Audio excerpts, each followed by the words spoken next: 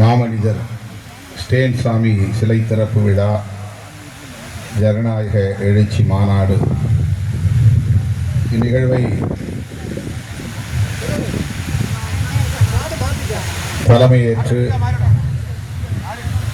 வெற்றிகரமாக நிகழ்த்தி கொண்டிருக்கிற ஆயர் பெருமக்கள், மேதகு முனைவர் ஜார்ஜ் அந்தோனிசாமி அவர்களே, மேதகு முனைவர் பிரான்சிஸ் கலிஸ்ட் அவர்களே, மேதகு முனைவர் தாமஸ் அக்வினாஸ் அவர்களே, மேதகு முனைவர் அமல்ராஜ் அவர்களே, மேதகு முனைவர் நீதிநாதன் அவர்களே, மேதகு முனைவர் லாரன்ஸ் பயஸ் அவர்களே, மேதகு முனைவர் தாமஸ் பால்சாமி அவர்களே, மேதகு முனைவர் நரேன் சூசை அவர்களே, மேதகு முனைவர் ஆரோக்கியராஜ் சபரிமுத்து அவர்களே, மேதகு முனைவர் ராயப்பன் அவர்களே, மேதகு முனைவர் அந்தோணிசாமி சபரிமுத்து அவர்களே, மேதகு முனைவர் அந்தோணி ஸ்டீஃபன் அவர்களே, மேதகு முனைவர் லூர்து ஆனந்தம் அவர்களே, மேதகு முனைவர் ஆல்பர்ட் ஜார்ஜ் அனஸ்தாஸ் அவர்களே,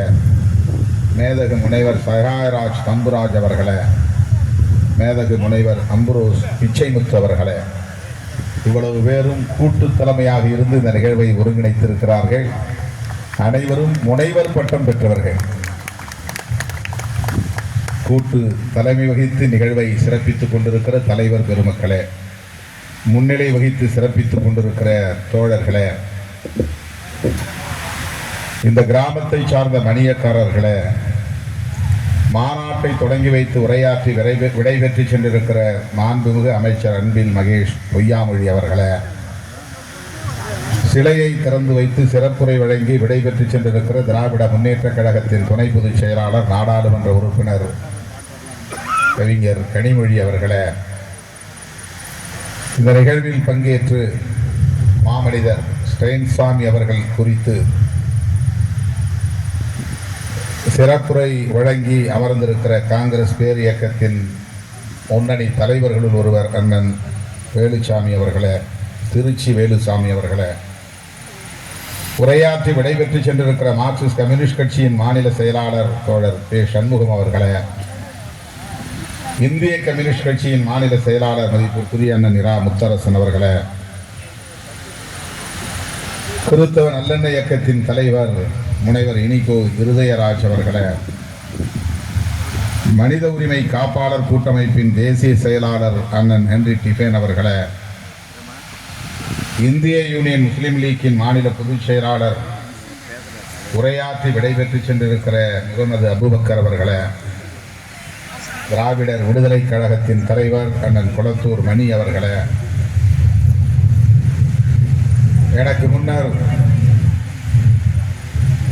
மிகச் சிறப்பான ஒரு உரையை வழங்கி நம்மையெல்லாம் மகிழ்ச்சியில் ஆழ்த்தி இருக்கிற ஜோதிமலை இறைப்பணி திருக்கூடம் நிறுவனர் தவத்திரு திருவடிக்குடில் சுவாமிகள் அவர்களே, இந்த நிகழ்வில் பங்கேற்று இதனை சிறப்பித்துக் கொண்டிருக்கிற சிறப்பு அழைப்பாளர்களே, நாட்டை காப்போம் கூட்டமைப்பை சார்ந்த பொறுப்பாளர்களே, நன்றியுரை ஆற்றவிருக்கிற ஆரோக்கியசாமி அவர்களே, ராஜன் அவர்களே, எவிடன்ஸ் கதிர் அவர்களே, அருட்தந்தை சந்தானம் அவர்களே, தம்பி நரேஷ் அவர்களே மற்றும் இந்த நிகழ்வை வெற்றிகரமாக ஒருங்கிணைத்திருக்கிற இயேசு சபையை சார்ந்த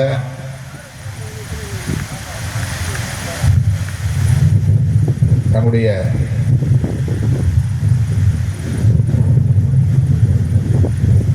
உறவு பெண்மணிகளே, உங்கள் அனைவருக்கும் திரளாக கூடியிருக்கிற என் உயிரின் உயிரான விடுதலை சிறுத்தைகளே, உங்கள் அனைவருக்கும் என்னுடைய பணிவார்ந்த வணக்கத்தை தெரிவித்துக் கொள்கிறேன். பெயர்கள் விடுபட்டிருந்தால் பொறுத்தருள வேண்டுகிறேன். மாமனிதர் ஸ்டெயின் சுவாமி அவர்களின் சிலை திறப்பு விழா இங்கே நடந்தேறி இருக்கிறது. முழு உருவச் சிலையாக இருக்கும் என்று எதிர்பார்த்து வந்தேன். ஒரு அரை உருவச் சிலையாக இருக்கிறது. தனி இடமாக இருந்தாலும் கூட அனுமதி பெற்றுதான் வைக்க வேண்டும் என்கிற ஒரு சட்ட வரையறை இருக்கிற காரணத்தினால் அது ஒரு குறிப்பிட்ட இடத்தில் நிறுவப்படாமல் இந்த மேடையிலே வைக்கப்பட்டு திறக்கப்பட்டிருப்பதாக கருதுகிறேன். இந்த வளாகத்தில் ஒரு இடத்திலே கம்பீரமாக அவருடைய சிலை நிறுவப்படும் என்று நான் நம்புகிறேன். அது முழு உருவச் சிலையாக இருக்க வேண்டும் என்று விரும்புகிறேன். அரை உருவச் சிலையாக இருந்தாலும் அவரைத்தான் நாம் போற்றப் போகிறோம். ஆனாலும் கூட முழு உருவச் சிலைக்கு ஒரு கம்பீரம் உண்டு. 8 அடி உயரத்தில் அல்லது 10 அடி உயரத்தில் இந்த மாமனிதருக்கு இந்த வளாகத்தில் ஒரு சிலையை எழுப்பிட வேண்டும். என்னுடைய ஆவல், என்னுடைய விருப்பம். இன்றைக்கு ஏராளமான நிகழ்வுகளுக்கு ஏற்கனவே ஒப்பு கொடுத்திருந்த நிலையில் எவிடன்ஸ் கதிர் அவர்களும் நம்முடைய அருட்தந்தை பலரும் நேரிலே வந்து என்னை சந்தித்து இதை குறிப்பிட்ட போது நான் உடனடியாக ஒப்புக்கொண்டேன்.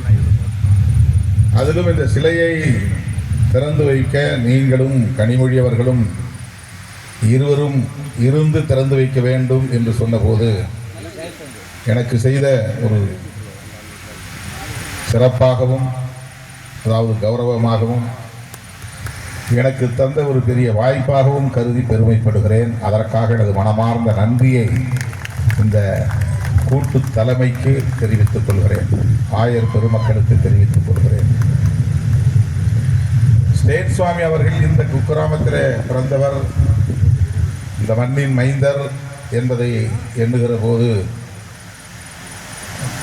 மிகவும் பெருமையாக இருக்கிறது. இயேசு சபையை சார்ந்த பல ஆயர்களை, அருட்தந்தையரை நான் மிகவும் அறிவேன். அவர்கள் ஆற்றி வருகிற பணிகளை பார்க்கிற போது நம்முடைய பணிகள் எல்லாம் ஒப்பீடு செய்ய இயலாத ஒன்று.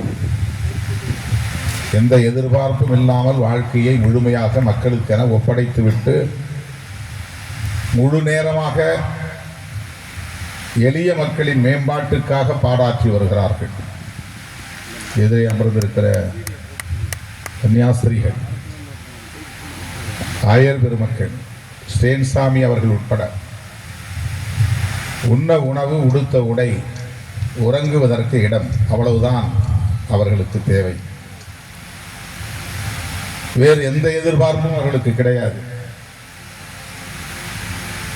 குடும்பம் என்று எதுவும் இல்லை.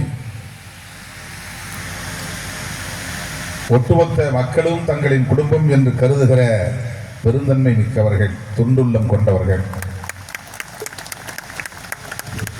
20 வயதிலே துறவு வாழ்க்கையை மேற்கொண்ட ஸ்டேன் சுவாமி அவர்கள்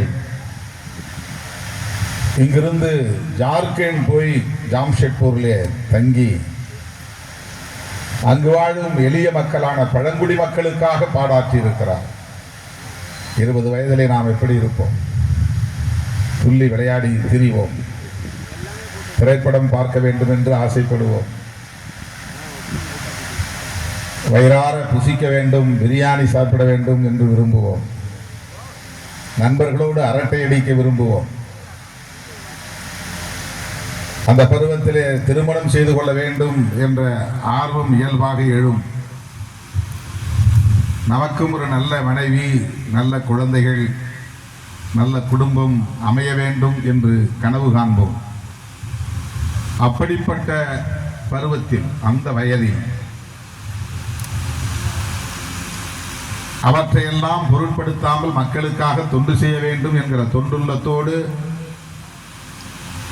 துறவு வாழ்க்கையை மேற்கொள்வது என்பது எவ்வளவு போற்றுதலுக்குரியது என்பதை நாம் எண்ணி பார்க்க வேண்டும். அப்படிப்பட்ட துறவு வாழ்க்கை மேற்கொண்டவர்களும் இன்றைக்கு ஒரு மாமனிதராக உயர்ந்து நிற்கிறார் ஸ்டேன் சுவாமி அவர்கள். எத்தனையோ அயல் நாடுகளில் இருந்து இங்கே வந்து இந்த மண்ணின் மைந்தர்களுக்காக, குறிப்பாக தலித்துகளுக்காக, பழங்குடி மக்களுக்காக எந்த விளம்பரமும் இல்லாமல், தம்பட்டம் அடித்துக் கொள்ளாமல், தற்பெருமை பேசாமல், வெளிச்சத்திற்கு வராமல் பாடுபடுகிற எத்தனையோ அருட்தந்தையரை இந்த சபை கொண்டிருக்கிறது, சேசு சபை. அதிலே ஒருவர் தான் ஸ்டேன் சுவாமி அவர்கள். அங்கே யாருக்காக அவர் பணியாற்றினார்? அதிகார வலிமை இல்லாத சமூகம், அதைத்தான் விளிம்பு நிலை சமூகம் என்று சொல்லுகிறோம். அவர்கள் பேச்சுக்கு மதிப்பு இருக்காது. அவர்களின் கோரிக்கையை ஏற்க இங்கே யாரும் இல்லை என்கிற ஒரு சூழல். அவர்களை எளிதாக கையாண்டு விட முடியும் என்கிற நிலை இந்த மண்ணில் இன்னும் நீடிக்கிறது. அவர்கள் குடியிருப்புகளை அகற்றிவிட முடியும், அவர்களின் நிலபுலங்களை பிடுங்கிக் கொள்ள முடியும், அவர்களை எளிதாக அடக்கி ஒடுக்கி அப்புறப்படுத்திவிட முடியும் என்கிற நிலையிலே வாழுகிற அந்த மக்கள் தான் விளிம்பு நிலை மக்கள். இன்றைக்கு இந்தியாவிலே அப்படிப்பட்ட நிலையில் வாழுகிற மக்கள் பெரும்பான்மையாக எந்த சமூகங்களை சார்ந்தவர்களாக இருக்கிறார்கள் என்றால், நம்பர் 1 தலித்துகள், நம்பர் 2 பழங்குடி மக்கள். அதன் பிறகு இன்னும் சில பட்டியல் இருக்கின்றன. இவர்களை மிக இலகுவாக தாக்க முடியும். 2 பேருக்கு இடையில சண்டை வருது, இவன் என்ன சாதி இவன் என்ன சாதின்னு தெரியாது. ஒருத்த தலித் சாதியை சார்ந்தவன் இன்னொரு சாதியை சார்ந்தவன் மீது ஒரு அடி அல்லது ஒரு தாக்குதல் நடத்தி விடுகிறார் என்றால், அந்த ஒருவனை மட்டும் தாக்காமல் அல்லது அந்த ஒருவன் மீது மட்டும் போய் போலீஸில் போய் புகார் கொடுக்காமல் உடனடியாக அந்த இளைஞன் சார்ந்த கிராமத்தையே தாக்குவது என்கிற உளவியல் இந்திய சமூகத்தில் இருக்கிறது. அந்த கிராமத்தில் அவன் பிறந்தான் என்பதை தவிர இவன் செய்த குற்றத்திற்கும் அந்த கிராமத்திற்கும் எந்த தொடர்பும் இருக்காது. இன்றைக்கும் அப்படி கிராமங்களிலே புகுந்து சொத்துக்களை சூறையாடுவது, தீ வைத்து கொளுத்துவது, கண்ணில் பட்டவர்களை எல்லாம் வெட்டுவது, காயப்படுத்துவது, படுகொலை செய்வது, பெண்களை பாலின வன்கொடுமைக்கு உள்ளாக்குவது, பாலியல் வன்கொடுமைக்கு உள்ளாக்குவது, இது ஒரு உளவியலாக இங்கே நிறுவப்பட்டிருக்கிறது. என்ன வேணாலும் செய்யலாம், போலீஸ் ஸ்டேஷன் போக மாட்டாங்க. என்ன அடிச்சான்னா நான் உடனே போலீஸ் ஸ்டேஷன் போகணும் அப்படின்னு நான் ஒரு லா அபைட் பீப்புளாக இருக்கிறேன். லா அபைட், சட்டத்தை மதிக்கக்கூடியவனாக நான் இருக்கிறேன். என்னை அடிச்சுட்டான், என்னை திட்டான், உடனே பக்கத்தில் இருக்கிற போலீஸ் ஸ்டேஷனுக்கு போகணும், அது எனக்கு இருக்கிற உளவியல். ஆனால் நான் அவனை அடிச்சுட்டா அவனுக்கு என்ன உளவியல்னா, அவன் சாதியிட்ட போய் சொல்லி 100 பேரை திரட்டிட்டு வந்து என் ஊரையே அடித்து தீ வைக்கிற உளவியல். அவன் என்னை இவன் திருமாவளவன் அடிச்சுட்டான்னு போய் போலீஸ் ஸ்டேஷனில் புகார் கொடுக்க மாட்டான், சட்டத்தை மதிக்க மாட்டான். ஏன்னா இங்கே இருக்கிற காவல் நிலையமும் இங்கே இருக்கிற சட்டமும் அவனுக்கு எல்லா வகையிலும் பாதுகாப்பாக இருக்கிறது. அப்படிப்பட்ட விளிம்பு நிலை மக்களுக்கென்று பணியாற்ற வேண்டும் என்கிற உளவியலை கொண்ட மாமனிதர்கள் தான் ஸ்டேன் சுவாமி போன்றவர்கள். அவர்களுக்காக உழைக்கிறார்கள், கேட்பாரற்றவர்களுக்காக கேள்வி எழுப்புகிறார்கள், கவனிப்பாரற்றவர்களை கவனிக்கிறார்கள். அவர்களின் குரல் எங்கும் எடுபடவில்லை என்கிற போது, இதோ நான் உனக்காக குரல் எழுப்புகிறேன் என்று குரல் எழுப்புகிற அந்த இடத்தில் நின்று பணியாற்றிய ஒரு மாமனிதர் தான் ஸ்டேன் சுவாமி. அவர் அங்கே இருந்தபோது அவர் மக்களுக்கு தொண்டு செய்து கொண்டிருந்த வேளையில் அந்த மக்களுக்கு சட்ட விழிப்புணர்வை உருவாக்கி இருக்கிறார். சட்டத்தை பற்றி சொல்றார். இப்படிலாம் எங்களுக்கு சட்டம் இருக்கு, பழங்குடி மக்களுக்கு பெசான் ஒரு சட்டம் இருக்கு, அந்த சட்டத்தின்படி உங்கள் உடைமைகளில் அதிகாரம் செலுத்துவதற்கு அரசாங்கத்திற்கே உரிமை இல்லை, அதிகாரம் இல்லை. உன்னுடைய நிலகுலத்தையோ உன்னுடைய உடைமைகளையோ உன்னுடைய வீடுகளையோ அப்புறப்படுத்துவதற்கு அரசாங்கத்திற்கே அதிகாரம் இல்லை. இப்படி ஒரு சட்டம் இருக்கிறது. இதையெல்லாம் நீங்கள் புரிந்து கொள்ள வேண்டும். உனக்கு மனித உரிமைகள் உள்ளன, உனக்குன்னு சில உரிமைகள் இருக்கு. அந்த உரிமைகளை ஏன் நீ கிளைம் பண்ண மாட்டேங்கிற, கேட்க மாட்டேங்கிற? அந்த விழிப்புணர்வு சொல்ற. உனக்கு பாதிப்பு ஏற்படுகிறதுனா நீ உடனே போராடணும். அந்த போராட்ட உணர்வை, அந்த போர்க்குணத்தை உருவாக்கி இருக்கிறார். இது எப்படி தேச விரோதமாகும்? தலித்துகளுக்காக போராடினால், பழங்குடி மக்களுக்காக போராடினால், ஒட்டுமொத்தத்தில் மனித உரிமைகளுக்காக போராடினால் அவர்களை ஆட்சியாளர்கள், ஆளும் வர்க்கத்தை சார்ந்தவர்கள் தேச விரோதிகளாக சித்தரிக்கிறார்கள். இந்த நாட்டுக்கே எதிரானவர்கள் இவர்கள். ஏன்னா அவன் விரும்புகிற சமூக ஒழுங்கை இந்த எளிய மக்களை கொண்டு சீர்குலைக்க இவர்கள் முயற்சிக்கிறார்கள். அது ஊர் தெரு, இது சேரி. அவன் காலங்காலமா 2 பேரும் தனியா பிரிஞ்சு வாழறான். அவன் ஆதிக்கம் செலுத்துறான், இவன் அதுக்கு அடங்கி கிடக்கிறான். அமைதியா இருக்கு நாடு. நீ ஏன் போய் கெடுக்கிற? அவனை எதுக்கு தூண்டி விடுற? அவன் ஆதிக்கம் செலுத்துறவன் செலுத்திக்கிட்டே இருக்கட்டும், அடிமையா இருக்கிறவன் அடிமையா இருக்கட்டும். என்னை பொறுத்தவரையிலும் சட்டம் ஒழுங்கு பாதுகாப்பா இருக்கு, சமூகம் அமைதியா இருக்கு. நீ இவனை போய் உனக்கு உரிமை இருக்கு, நீ உனக்கு மனித உரிமை இருக்கு, உனக்கு சட்ட பாதுகாப்பு இருக்கு அப்படின்னு சொல்லி அவனை தூண்டிவிட்டு சமூக அமைதியை சீர்குலைக்கிறாய், சமூக ஒழுங்கை சீர்குலைக்கிறாய். இதுதான் ஆட்சியாளர்களுக்கு இருக்கிற பிரச்சனை. காவல்துறை அதிகாரிகளாக இருந்தாலும் சரி, வருவாய்த்துறை அதிகாரிகளாக இருந்தாலும் சரி, ஆட்சி பீடத்திலே அமர்ந்திருக்கக்கூடிய ஆளும் வர்க்கத்தை சார்ந்தவர்களாக இருந்தாலும் சரி, அவன் காலங்காலமா ஒன்னதான் இருக்கிறான். அவன் தெருவுக்கு ஏதாச்சும் தேர் வரலன்னு அவன் கேட்கல, நீ ஏன் போய் கேட்க சொல்ற? அதனால தானே சண்டை வருது. அவன் பாட்டுக்கு அவன் நின்று எங்கேயோ ஒரு இடத்துல சாமி கும்பிட்டு போறான், அவன் ஊர் தெருவில் கொண்டாடுறான். நீ ஏன் இவனை போய் தூண்டி விடுறேங்கிறான். அந்த போய் உனக்கு உரிமை இருக்குப்பா, உன் தெருவரில் அந்த தேர்வை கொண்டு வர்றதுக்கு நீ கோரிக்கை வை, போய் மாவட்ட ஆட்சியர்கிட்ட மனு கொடுங்கிறான். நீ மாவட்ட ஆட்சியர்கிட்ட மனு கொடுங்கிறதே நீ சமூக அமைதியை சீர்குலைக்கிறாய். இதுதான் ஸ்டேன் சுவாமி அவர்கள் மீது நடந்த குற்றச்சாட்டு.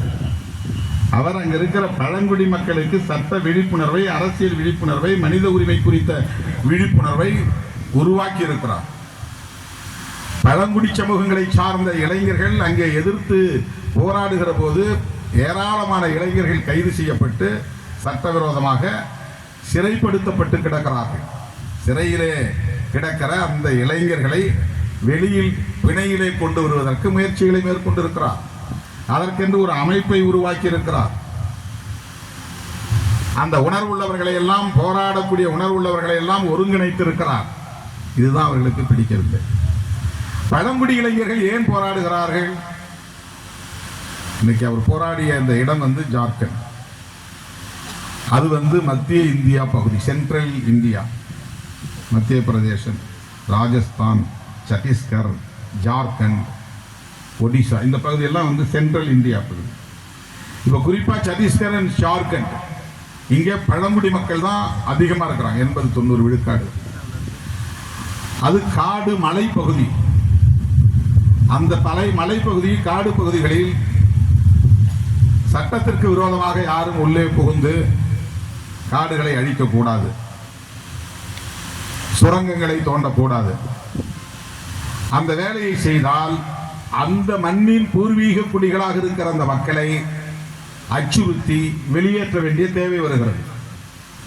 இந்த அரசு உள்ள வந்ததிலிருந்து நக்சல்களை ஒழிப்போம் அமித்ஷா அடிக்கடி சொல்றார். யார் அந்த நக்சல்கள்? நக்சல்கள் என்ன சமூக விரோதிகளா?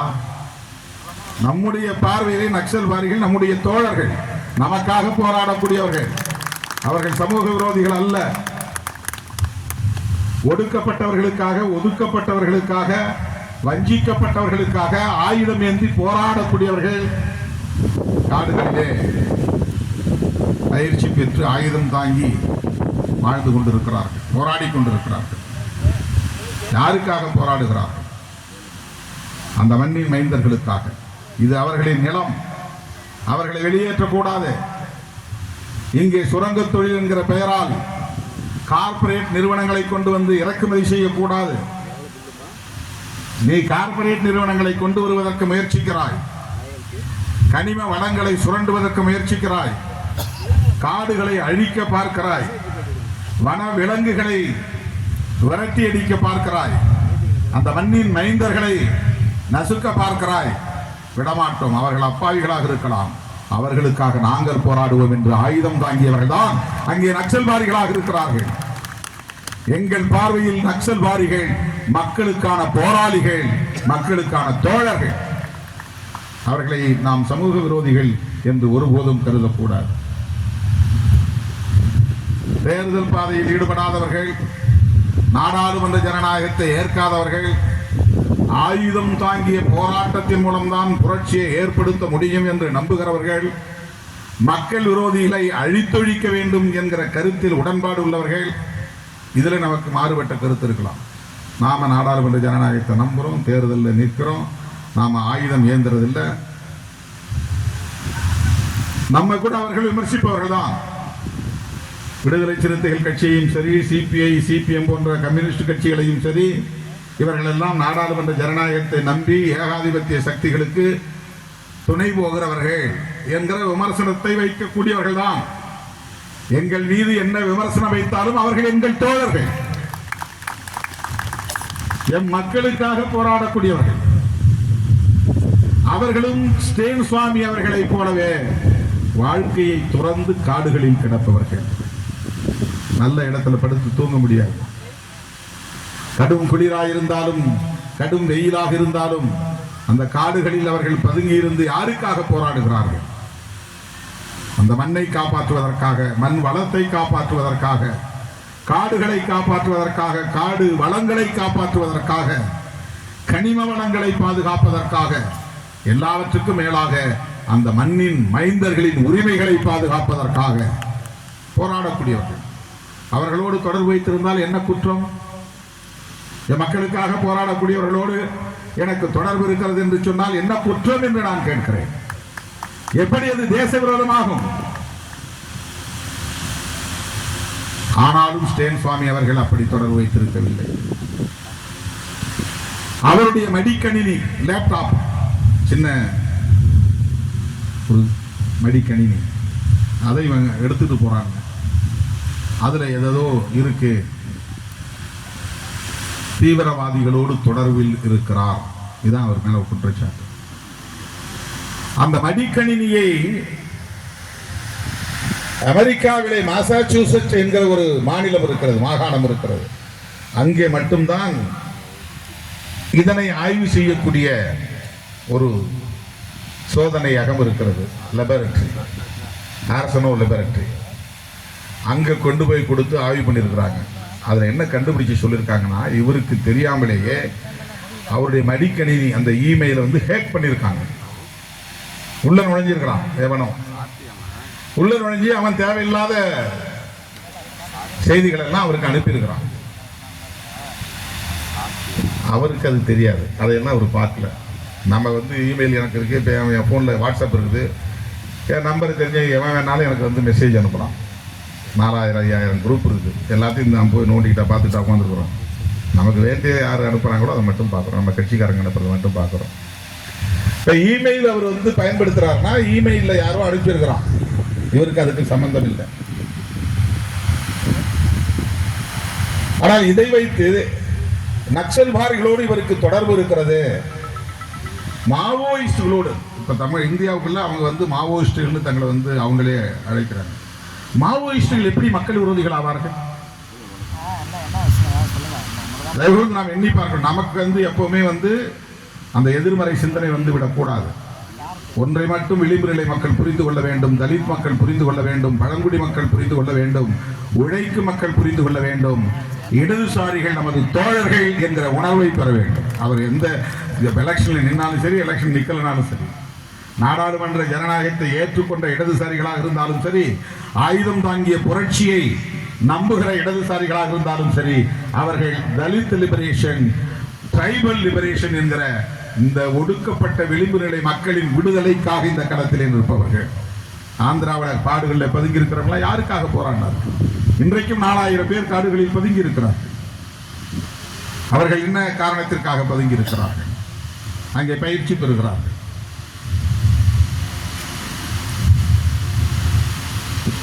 கார்ப்பரேட் நிறுவனங்களின் கொள்ளையை தடுத்து நிறுத்துவதற்கான போராட்டத்தில் ஈடுபடுகிற மாவோயிஸ்டுகளை மக்கள் விரோதிகளைப் போலவும் தேச விரோதிகளைப் போலவும் இவர்கள் காட்டுகிற அதே வேகத்தில், அதே வேளையில் ஸ்டேன் சுவாமி போன்ற மனித உரிமை காவலர்களையும் அப்படி ஒரு முத்திரை குத்தி அதன் மீது ஊபா என்கிற ஒரு சட்டத்தை பயன்படுத்தி கைது செய்கிறார்கள்.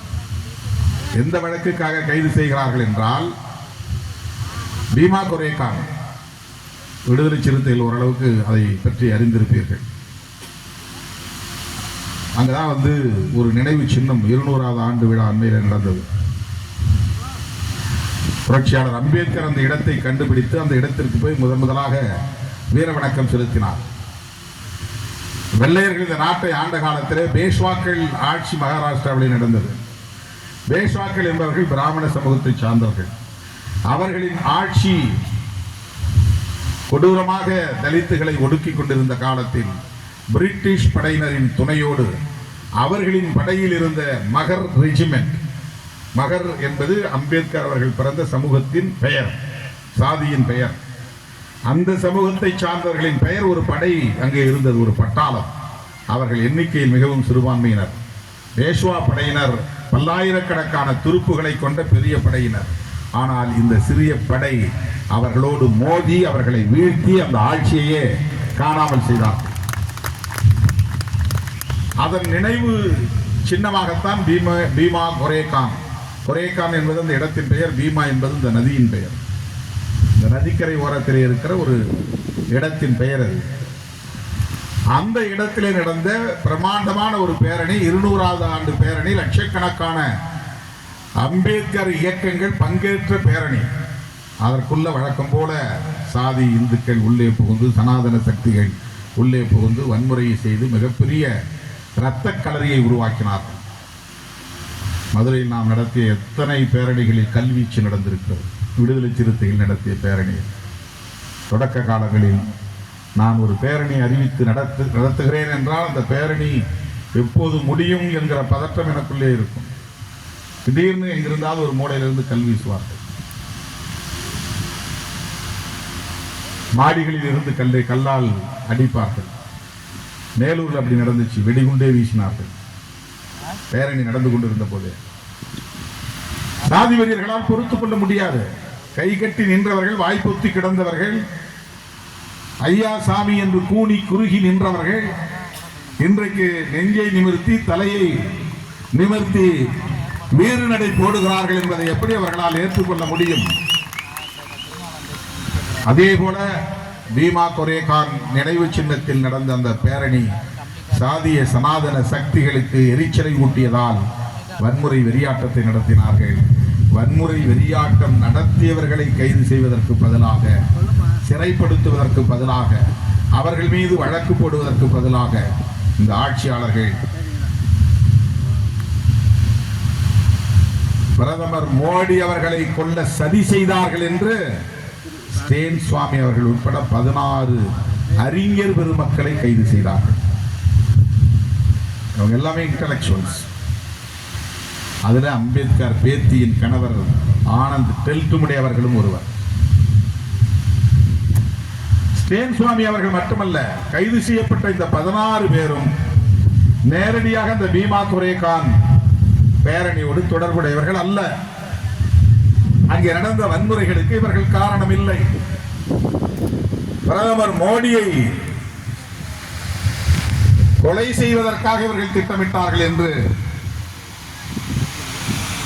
ஒரு பொய்யான வழக்கை புனைந்து இவர்களை எல்லாம் கைது செய்தார்கள். இந்த வழக்குக்கு பெயரே BK16 கேஸ் அப்படின்னு. பீமா கொரேகான் 16 பேர் வழக்குன்னு பேர். அதுல ஒருவர் தான் நம்முடைய ஸ்டேன் சுவாமிகள். பிரதமர் மோடியை கொல்வதற்கு இவர் சதி செய்தார் என்று சொல்லுவது எந்த வகையிலே பொருந்தும்? யாரையும் தாக்குவது கூட வேண்டாம் என்று எண்ணுகிற உளவியலை கொண்டவர்கள், இயேசு கிறிஸ்துவை நம்புகிறவர்கள். அன்பே நம்மை பிணைக்கும் என்கிற சகோதரத்துவ உணர்வை கொண்டவர்கள். இவர் என்ன சாதி என்ன மதம் என்று பார்க்காமல் அவன் உடல்நலம் பாதிக்கப்பட்டிருந்தால் அவனுக்காக பைபிளை எடுத்து வைத்து ஜெபம் செய்யக்கூடியவர்கள், மனிதநேயம் மிக்கவர்கள். அப்படிப்பட்ட மனிதநேயர் மாமனிதர் ஸ்டேன் சுவாமி அவர்களை அந்த வழக்கிலே இணைத்து சிறைப்படுத்தி மகாராஷ்டிராவிலே இருக்கிற தலோஜா என்கிற இடத்தில் இருக்கிற சிறையிலே கொண்டு போய் அடைத்தார்கள். 83 84 வயது. அவர்கள் பயன்படுத்திய சட்டம் ஊபா என்பது UAPA, சட்டவிரோத நடவடிக்கைகள் தடுப்பு சட்டம். இந்த சட்டம் இதுவரையில் வந்த சட்டங்களை எல்லாம் விட கொடிய சட்டம். தடா சட்டம், பொடா சட்டம் என்றெல்லாம் நாம் எதிர்கொண்டிருக்கிறோம். அந்த சட்டங்களை எல்லாம் விட கொடிய சட்டம் ஊபா சட்டம். இந்த சட்டம் என்ன சொல்லுகிறது என்றால், இவருக்கு எந்த இன்ஃபர்மேஷனும் கொடுக்க தேவையில்லை. ஒருத்த மேல சந்தேகப்பட்டு அவனை தூக்கிட்டு போய் கேஸ் போடலாம். கேஸ் போட்ட பிறகு நான் குற்றவாளி இல்லைன்னு அவங்க தான் கைது செய்யப்பட்டவங்க நிரூபித்து வெளியே வரணும். மற்ற வழக்கில் போலீஸ் வந்து நம்ம மேலே கேஸ் போட்டால், நான் இவன் மேலே ஏன் கேஸ் போட்டேன்னா என்னென்ன காரணங்கள் இருக்குது, என்னென்ன தரவுகள் இருக்குது, என்னென்ன சான்றுகள் இருக்குது, என்னென்ன ஆவணங்கள் இருக்குது, என்னென்ன சாட்சியங்கள் இருக்குன்னு எல்லாத்தையும் கொண்டு போய் கோர்ட்டு முன்னால் நிறுத்தி, நீதிபதி முன்னால் நிறுத்தி விசாரித்து அதை ப்ரூவ் பண்ணி தண்டனை வாங்கி கொடுக்கணும். காவல்துறையினர் சராசரியான வழக்குகளில் அவர்கள் ஒருவன் மீது வழக்கை போட்டுவிட்டால் அதற்கான ஆதாரங்களை காட்ட வேண்டும், சான்றுகளை காட்ட வேண்டும், சாட்சியங்களை கொண்டு வந்து நிறுத்த வேண்டும், அதை உறுதிப்படுத்த வேண்டும். அதன் பிறகுதான் தண்டனை. இவங்க கடைசி வரலும் விசாரணை கைதியாகவே உள்ளே இருக்க வேண்டும். ஊபாவில் கைதாயிட்டா அதுக்கு பிறகு நீங்க வந்து பெயில் கூட கிடைக்காது. போலீஸ்க்கு அதுக்கு பிறகு வேலை இல்லை. கைதானவங்க அவங்களே வந்து நான் குற்றவாளி இல்லைன்னு நிரூபிக்கணும். அந்த பொறுப்பு அவங்களுக்கே கொடுத்துட்றாங்க. அவங்கள பெயில விட்டாதானே அதுக்கு பிறகு வழக்கறிஞர்களை சந்திக்க முடியும், அதுக்கான ஆதாரங்களை திரட்ட முடியும், தரவுகளை திரட்ட முடியும். ஆனால் பெயில விட மாட்டார், பிணையில் விட மாட்டார். அப்படிப்பட்ட ஒரு வழக்கிலே கொண்டு போய் ஸ்டேன் சுவாமி அவர்களை, அதுவும் 83 வயது உள்ள ஒரு முதியவரை கொண்டு போய் சிறைப்படுத்தினார்கள். அவருக்கு பார்க்கின்சன்ஸ் அப்படிங்கிற ஒரு நோய் இருந்தது. மூளையில் சில செல்லுலாம் அப்படியே செத்து போயிடும். அங்கங்கே மூளை செல்கள் இறந்து போச்சுன்னா கை கால் நடுக்கம் வரும், ஞாபகம் மறதி வந்துடும், அடையாளம் தெரியாது. முதுமையில் வரக்கூடிய மிக முக்கியமான ஒரு கொடிய நோய்களுள் அதுவும் ஒன்று. ஒரு பொருளை கொடுத்தா பிடிக்க முடியாது, அப்படியே தடதடன்னு ஆடும். தண்ணி டம்ளர் எடுத்து அவரால் தண்ணி குடிக்க முடியல. அதனால் ஒரு ஸ்ட்ரா உறிஞ்சி குழாய் ஒன்று கொடுங்க, திறந்தோறும் நான் தண்ணி அந்த ஸ்ட்ரா வச்சு குடிச்சுக்கிறேன் அப்படின்னு கேட்டார். காவல்துறையாக இருந்தாலும் சரி, நீதித்துறையாக இருந்தாலும் சரி, சிறைத்துறையாக இருந்தாலும் சரி, இவர்கள் மனிதநேயமற்றவர்களாக இருக்கிறார்கள் என்பதுதான் ஜனநாயகத்தின் கேலி கூத்து. அவர் எங்கேயும் தப்பி ஓட போறதில்லை. அவர் ஊப்பா சட்டத்தில் தான் உள்ள இருக்கிறார். அந்த ஸ்ட்ராவை வச்சு அவர் ஒன்றும் தற்கொலை பண்ணிக்க போறதும் இல்லை. அதுக்கு பயந்துட்டு கொடுக்கலன்னு சொல்றது. குறைந்தபட்ச மனிதாபிமானம் கூட இல்லாமல் அவரை நடத்தியது சிறைத்துறையும் நீதித்துறையும். நோய்வாய்ப்பட்டால் உடனடியாக மருத்துவமனையிலே சேர்த்து அவர்களுக்கு சிகிச்சை அளிக்க வேண்டியது ஒரு கைதிக்கான உரிமை. அது சிறைத்துறையோ நீதித்துறையோ அதை அனுமதிக்கணும். ஆனால் அப்படி அனுமதிப்பதில்லை. இதெல்லாம் தான் மனித உரிமை. ஒருவர் நோய்வாய்ப்பட்டிருக்கிறார் என்றால் அவர் மருத்துவ சிகிச்சை பெறுவதற்கு அவருக்கு உரிமை உண்டு. அது மனித உரிமை. தண்ணீர் தாகம் எடுக்கிற போது தண்ணீர் குடிப்பதற்கு அவரால் முடியவில்லை என்கிற போது அவருக்கு துணை செய்வதற்கு ஒரு ஆள் வேண்டும். அது ஒரு மனித உரிமை. உறிஞ்சி குழாய் வேண்டும் என்று கேட்டால் கொடுக்க வேண்டும். அது ஒரு மனித உரிமை. மனித உரிமைகளை நசுக்குகிற இடத்தில் நீதித்துறையும் இருக்கிறது, சிறைத்துறையும் இருக்கிறது, காவல்துறையும் இருக்கிறது. கடைசி காலத்தில் ரொம்ப லேட்டா அங்க ஒரு மருத்துவமனையில் போய் வச்சிருந்தாங்க. அதை விட பெரிய கொடுமை, 2 கால்களுமே இல்லை. சாய்பாபான்னு மாற்றுத்திறனாளி அவ்வளவு கொடுமை செய்தார். என்ன பார்வை என்றால் இவர்கள் எல்லாம் தீவிரவாதிகள், பயங்கரவாதிகள், தேச விரோதிகள். மாவோயிஸ்டுகள். எனவே இவர்கள் கோருகிற எந்த உரிமையையும் நாம் வழங்கக்கூடாது என்கிற பார்வை அவர்களுக்கு இருக்கிறது. எவ்வளவு மோசமான பயங்கரவாதியாக இருந்தாலும் கூட விசாரிக்கப்படுகிற வரையில், விசாரித்து குற்றம் உறுதிப்படுத்தப்படுகிற வரையில் அவன் விசாரணை கைதிதான். உன் பார்வையில் பயங்கரவாதியாக இருக்கலாம், அந்த செயல் பயங்கரவாதமாக இருக்கலாம். குற்றம் சாட்டப்பட்டவன் அக்யூஸ்ட், கிரிமினல் அல்ல. தண்டிக்கப்படுகிறவன் குற்றம் உறுதிப்படுத்தப்பட்டு தண்டிக்கப்பட்டால் தான் அவனுக்கு பேர் கிரிமினல். குற்றம் சாட்டப்பட்ட ஒருவன் அக்யூஸ்ட் தான் ஆங்கிலத்தில் பேர். அக்யூஸ்ட்னா குற்றம் சாட்டப்பட்டவன் தான் பேர், அது உறுதிப்படுத்தப்படவில்லை. ஸ்டேன் சுவாமி அவர்களுடைய வாழ்க்கையே அவர்களுக்கு அதை உணர்த்தி இருக்க வேண்டும். எந்த எதிர்பார்ப்பும் இல்லாமல் மக்களுக்கு தொண்டு செய்யக்கூடியவர், எளிய மக்களுக்கு தொண்டு செய்யக்கூடியவர். இந்த 16 பேருமே இன்டெலெக்சுவல்ஸ், எல்லாமே ரிசர்ச் ஸ்காலர்ஸ், எல்லாமே ஹியூமன் ரைட்ஸ் ஆக்டிவிஸ்ட், மனித உரிமைகளுக்காக போராடக்கூடியவர்கள், சமூக ஆய்வாளர்கள், டாக்டரேட் முடித்தவர்கள். நான் படித்த அத்தனை பேரும் பாருங்க, இருந்த கூட்டு தலைமையில் இருந்த ஆயர் பெருமக்கள் எல்லாம் டாக்டரேட் முடிச்சவங்க.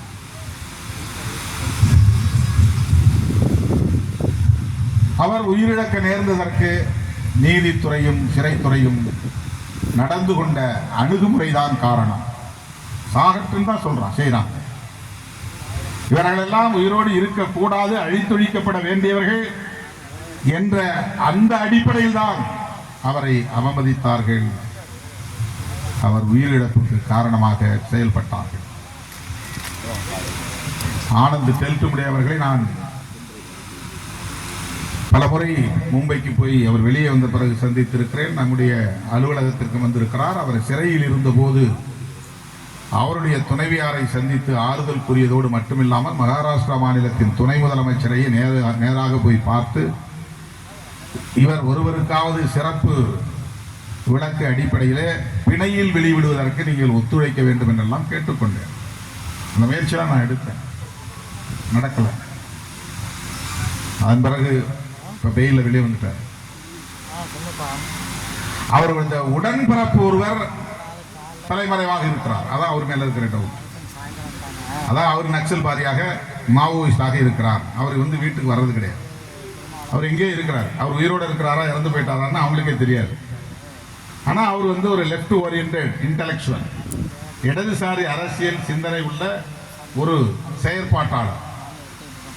அப்படின்னா அண்ணனுக்கு தெரியும் இந்த லிங்க் இருக்கு அப்படின்னு ஆனந்த் தெல்துமுடியை தூக்கி போட்டாங்க. கௌரி லங்கேஷ் எதற்காக கொன்றார்கள்? அவரோடு நரேந்திர தபோல்கர் யார்? பேராசிரியர் கல்புர்கி யார்? இவங்கெல்லாம் எந்த கம்யூனிஸ்ட் கட்சியிலும் உறுப்பினர் கிடையாது. ஆனா அவங்க பேசுற அரசியல் லெப்ட் ஓரியன்டா இருக்கு, இடதுசாரி அரசியலாக இருக்கிறது. இடதுசாரி அரசியல்னா என்ன? வலதுசாரி அரசியலை விமர்சிக்கக்கூடியவர்கள், எதிர்க்கக்கூடியவர்கள், போராடக்கூடியவர்கள். சனாதன அரசியலை எதிர்க்கக்கூடியவர்கள், போராடக்கூடியவர்கள். பழமைவாதத்தை எதிர்க்கக்கூடியவர்கள், ஜனநாயகத்தை உயர்த்தி பிடிப்பவர்கள், சமூக நீதியை பேசக்கூடியவர்கள், சகோதரத்துவம் வேண்டும் என்று சொல்லுகிறவர்கள், சமத்துவத்திற்காக போராடக்கூடியவர்கள். இவர்கள் எல்லோருமே இடதுசாரிகள் தான். இது அவனுக்கு பிடிக்கல. இந்த அரசாங்கத்தை பற்றியும் RSS பற்றியும் பிஜேபியை பற்றியும் அந்த அமைப்புகளிலே இருக்கிற இன்டெலெக்சுவல் லும்பன்ஸ், அறிவு உதிரிகளை பற்றியும் அவர்கள் விமர்சிக்கிறார்கள், எழுதுகிறார்கள். எந்த அமைப்பையும் சார்ந்தவர்கள் இல்லை, எந்த கம்யூனிஸ்ட் கட்சியோடு தங்களை அவர்கள் இணைத்துக் கொண்டவர்கள் இல்லை, உறுப்பினராக சேர்ந்தவர்கள் இல்லை. வீடு தேடி போய் கொலை பண்றான், அதுவும் துப்பாக்கி எடுத்துட்டு போய் சொல்றான். மாவோயிஸ்டா இருக்கிறவன் துப்பாக்கி வச்சிருக்கிறதுனால காடுகளில் பதுங்கி இருக்கிறான். RSS இருக்கிறவன் துப்பாக்கி வச்சுக்கிட்டே மந்திரி பக்கத்துல மேடையில் நிற்கிறான். வலதுசாரிகளுக்கு அந்த சுதந்திரம் இருக்கிறது. அவனும் ஆயுத பயிற்சி எடுக்கிறான், அவனும் ஆயுதத்தை கையில் வச்சிருக்கிறான், அவனும் அனிகிலேஷன் பண்றான். பேராசிரியர் கல்புர்கியை கொன்றது என்ன? அது அனிகிலேஷன் தானே, அழித்தொழிப்பு தானே. கௌரி லங்கேஷை கொன்றான், அது அழித்தொழிப்பு தானே. மாவோயிஸ்டுகள் அழித்தொழிப்பு நடவடிக்கையிலே உடன்பாடு உள்ளவர்கள் என்றால் RSS காரர்கள் செய்தது என்ன, சங் பரிவார்கள் செய்தது என்ன? பேர் வேறு வேறு பேர்ல இருக்கலாம், எல்லாமே சங் பரிவார் தான், சங்க பரிவாரங்கள், RSSின் குடும்ப அமைப்புகள் என்று பொருள். ஆனா அவன் மேடையில் நிக்கிறான், அமைச்சரோட நிக்கிறான், ஆனா அவன் கையில் ஆயுதம் இருக்கு, வீட்டுக்கே போய் கொள்றான். மாவோயிஸ்ட் ஆயுத பயிற்சி எடுக்கிறதுனால காடுகளில் பதுங்கி இருக்கிறான். மேலே ஹெலிகாப்டர்ல கொண்டு போய் குண்டு போட்டு தினம் 10 பேர் 20 பேரை கொண்டு குவித்து கொண்டிருக்கிறான். இன்றைக்கு இந்திய ஆட்சியாளர்கள், இந்திய ஒன்றிய அரசை சார்ந்தவர்கள், குறிப்பாக அமித்ஷா மறுபடியும் ஒரு காலக்கெடு கொடுத்துருக்கிறார். ஒருவனை கூட விட மாட்டான் அழித்தொழிப்பு. அதுல 10% பேர் கூட உண்மையான மாவோயிஸ்டுகளாக இருக்க மாட்டான். பொதுமக்கள் தான், பழங்குடி மக்கள் தான், எல்லாத்தையும் அவன் பிராண்ட் பண்றான். நீ இந்த அரசியலை பேசினா நீ மாவோயிஸ்ட், இந்த போராட்டத்தை நடத்தினா நீ மாவோயிஸ்ட். கனிமவள சுரங்கத்தை எதிர்க்க கூடாது, கார்பரேட் எதிர்ப்பு இருக்கக்கூடாது, காடு என்னுடையது என்று சொல்லக்கூடாது, நான் பூர்வீக குடி என்று பேசக்கூடாது. பேசினா நீ மாவோயிஸ்ட். மாவோயிஸ்ட்னா எந்த நேரத்திலும் கொண்டு போட்டுக் கொள்ளலாம். இதுக்குன்னு மிலிட்டரி அனுப்புகிறார், லோக்கல் போலீஸ் கூட கிடையாது.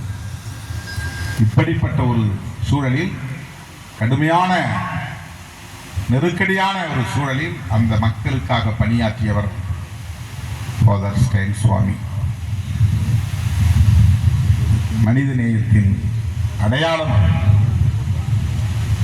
மாமனிதர் என்கிற சொல்லுக்கு பொருத்தமானவர். அவரை இந்த ஆட்சியாளர்கள் கொடூரமாக கொலை செய்தார்கள் என்றுதான் நாம் குற்றம் சாட்ட விரும்புகிறோம். இங்கே சில கோரிக்கைகளை இந்த கூட்டமைப்பை சார்ந்த தோழர்கள் முன்வைத்திருக்கிறார்கள். ஸ்டேன் சுவாமி அவர்களுக்கு நினைவு மண்டபம் எழுப்ப வேண்டும், இது முக்கியமான கோரிக்கை. தமிழ்நாடு அரசு எண்ணற்ற பல தியாகிகளுக்கு மணிமண்டபம் எழுப்பி இருக்கிறது. அந்த வரிசையிலே இந்த மாமனிதருக்கும் மணிமண்டபம் எழுப்ப வேண்டும் என்ற கோரிக்கை நியாயமானது என்று விடுதலை சிறுத்தைகள் ஆதரிக்கிறது. இல்லை என்றாலும் நான் இந்த கூட்டு தலைவர்களுக்கு ஒன்றை சொல்ல விரும்புகிறேன். அரசுதான் செய்ய வேண்டும் என்று இல்லை, நாமே ஒரு மணிமண்டபத்தை அவருக்காக எழுப்ப வேண்டும்.